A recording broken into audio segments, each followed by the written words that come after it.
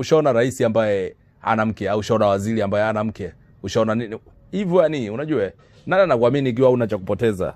Nani anajua una akili timamu ikiwa una cha kupoteza? Nani anajua una akili timamu ikiwa una mke, una watoto? Mambo haendi hivyo. Familia ni muhimu.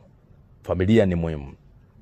Kwa kuzingatia maoni ya washikaji wengi kwenye kila vitu ambavyo vinachapishwa vinavyohusiana na mapenzi, unakuja kugundua kwamba watu wengi wako na mtazamo wa kizungu, falsafa ya ndoa au mahusiano kiujumla, na ideology zao zinaelekea kama maisha ya kizungu ndio wanachukulia huko. Chukua muda kutafakari upya kwa mtazamo wa kibantu, kisha iangalie ndoa, au sio?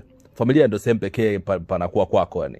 Yaani familia ndio kitu pekee ambacho yani huwezi kuachana nacho, ndio kitu pekee ambacho unasema hiki ni cha kwangu for sure. Kwa babako sio kwako. Unajua ikiwa una mjengo mkali afu nakaa mwenyewe bado utakuwa faka tu. Unajua ukiwa na familia ndio unakuwa mtu na unakuwa naeleweka.